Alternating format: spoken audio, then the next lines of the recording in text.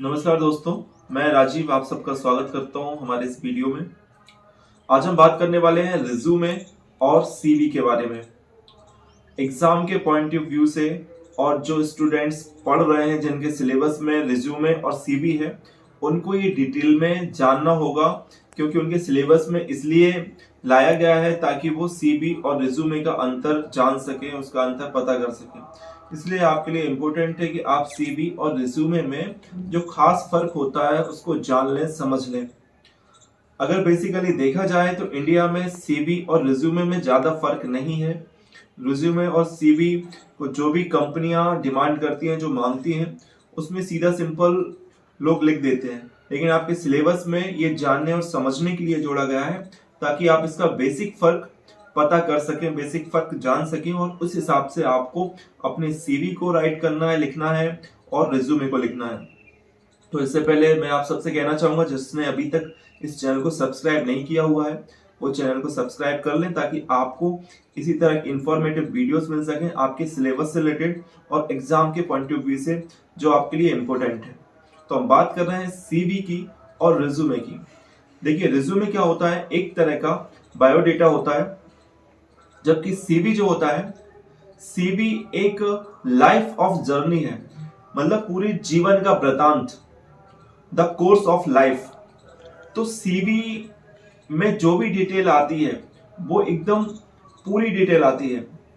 तो basically CV का जो रूप है वो बहुत बड़ा है, 5 से 7 पेज का हो सकता है, और जो रिज्यूमे है वो 1 या मैक्सिमम 2 पेज का हो सकता है।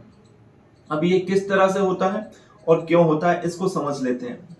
तो देखिए, सीवी जो होता है, सीवी में आप अपनी लाइफ की सारी चीजें, आपकी क्वालिफिकेशन जो आपने की है, एकेडमिक क्वालिफिकेशन है, इसके अलावा जो अचीवमेंट आपने लाइफ में किए हैं, इसके अलावा जो भी आपने गेम्स में या किसी अन्य फील्ड में आपने जो उपलब्धियां हासिल की हैं, उनका डिटेल में वर्णन करना है। जैसे कि आपने 10th क्लास की है, तो जब आप लिखेंगे अपने 10th के बारे में, हाई स्कूल, तो उसमें आप अपने हाई स्कूल किस यूनिवर्सिटी से किया है, किस बोर्ड से किया है, उसमें क्या क्या सब्जेक्ट थे, सारे सब्जेक्ट, उनके मार्क्स क्या क्या थे, ये सारी डिटेल में लिखना है। जबकि आप रिज्यूम में सिर्फ हाई स्कूल लिखते हैं और अपने बोर्ड का नाम लिखते हैं, और इनफैक्ट आप परसेंट लिखते हैं। लेकिन यहाँ पर आपको जब सीवी बनाना है तो आपको 10th का, 12th का, 12th में आपके क्या क्या सब्जेक्ट रहे हैं, फिर आपने जब ग्रेजुएशन किया है तो ग्रेजुएशन में कौन कौन से सब्जेक्ट आपके रहे हैं, उनमें कितने नंबर आपके आए हैं, ये सब आप लिख सकते हैं। जनरली एक सीवी जो सही सीवी होता है उसमें ये सब डिटेल में लिखना होता है। आप अगर पीएचडी कर रहे हैं तो पीएचडी में, रिज्यूम में आप सिर्फ लिखेंगे तो पीएचडी लिखेंगे, किस सब्जेक्ट में किया ये लिखेंगे। लेकिन आप सीवी में जब अपना पीएचडी लिखेंगे तो उसमें आप पूरे पेपर्स जो आपने जर्नल्स में पेपर पब्लिश करवाए हैं, जो आपने कोर्स वर्क के टाइम पे जो आपका रिजल्ट रहा है, वो सारी डिटेल आपको आपकी सीवी में मेंशन करना होता है। तो इस तरह से हम देखते हैं कि सीवी में आपका वर्क एक्सपीरियंस, एजुकेशन या आपके अचीवमेंट, ये सारे डिटेल में दिए होते हैं। तो इन सब का आप या तो शुरुआत से, यानी जो आपने लाइफ में सबसे पहले क्या किया है, आपने 5वीं, 8वीं, 10वीं, इसके अलावा किसी खेल में आपने कोई उपलब्धि हासिल की हो, वो लिख सकते हैं। फिर उसके बाद आपकी ग्रेजुएशन की पढ़ाई आ जाती है, फिर आपकी पीएचडी वगैरह जो आपने किया है वो आ जाता है। दूसरा, या फिर आप उल्टे क्रम में लिख सकते हो कि लेटेस्ट में जो आपने अभी कुछ किया है वो आप लिखोगे, उसके पहले क्या किया था, फिर उससे पहले क्या किया था, ये लिखेंगे। तो ये सारी चीजें डिटेल्ड होती हैं, डिटेल में होती हैं, इसलिए इसको जीवन का वृतांत कहा जाता है। तो जितना आप डिटेल में लिखेंगे, अलग से कुछ लिखने की जरूरत नहीं है।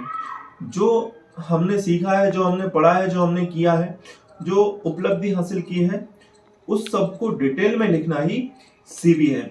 जबकि रिज्यूम में क्या होता है, रिज्यूमे में आपको शॉर्ट में लिखना होता है। आपके एकेडमिक क्वालिफिकेशन को बहुत शॉर्ट में लिखा जाता है, आपके अनएक्सपीरियंस वगैरह को शॉर्ट में लिखा जाता है, और आपका जो भी वर्क एक्सपीरियंस है सबको शॉर्ट में लिखा जाता है। तो जैसे अमेरिका की अगर हम बात करें तो अमेरिका में सिर्फ 1 पेज का रिज्यूमे चलता है, अमेरिका में सीवी नहीं चलता है। अमेरिका में वो ये कोशिश करते हैं कि आप 1 पेज में कम से कम शब्दों में आपका सारा जो बायोडाटा है वो दे सकें। लेकिन सीवी में आपको पूरा का पूरा जीवन का वृत्तांत देना होता है और वो सीवी कई जगह मांगा जाता है। क्योंकि इंडिया में ये मैंने बताया कि रिज्यूमे और सीवी दोनों एक ही कैटेगरी में आते हैं, मतलब उसका नाम सीवी रख दिया जाता है, लेकिन उसमें जो काम होता है, जो वर्क होता है, वो किस तरह से होता है, वो होता है रिज्यूमे जैसा। लेकिन ये देखने और सोचने वाली बात है कि सीवी का उपयोग कहाँ होता है और रिज्यूमे के कहाँ होता है। तो रिज्यूमे का जो उपयोग होता है वो ज्यादातर आपकी प्राइवेट कंपनियों में होता है, जबकि सीवी का जो यूज होता है वो गवर्नमेंट सेक्टर की जॉब्स में होता है। गवर्नमेंट में खासकर एकेडमिक जो जॉब्स होती हैं, जो एजुकेशनल होती हैं, अगर आप प्रोफेसर के लिए, लेक्चर के लिए अप्लाई कर रहे हैं तो वहां पर आपकी सारी क्वालिफिकेशन मांगी जाती है। इनफैक्ट आपके परसेंट मांगे जाते हैं, आपने किस सब्जेक्ट से पढ़ाई की है, यूजी में कौन सा सब्जेक्ट रहा है, ट्वेल्थ में कौन सा रहा है, मास्टर्स में आपका कौन सा सब्जेक्ट रहा है, पीएचडी आपने किस सब्जेक्ट से की है, किस टाइटल पे की है, कौन कौन से पेपर आपने पब्लिश किए हैं, ये सब सीवी में मांगा जाता है। तो जो रिज्यूमे है वो बदलता रहता है। आई मीन टू से रिज्यूमे का जो प्रकार है वो जॉब की डिमांड्स के ऊपर निर्भर करता है। रिज्यूमे को आप बार बार बदल सकते हैं। अगर जॉब किसी सॉफ्टवेयर कंपनी में है जहां पर एमएस वर्ड मांगा गया है, आपको लैंग्वेजेस मांगी गई हैं, सी प्लस इस तरह की लैंग्वेज अगर मांगी गई है तो वहां पर आपको वो देना होती है, वहां पर को मेंशन करना होती है कि आपको इस चीज में महारत हासिल है, आपने ये कर रखा, ये कोर्स कर रखे हैं, आपने बेसिक कंप्यूटर का नॉलेज आप रखते हैं।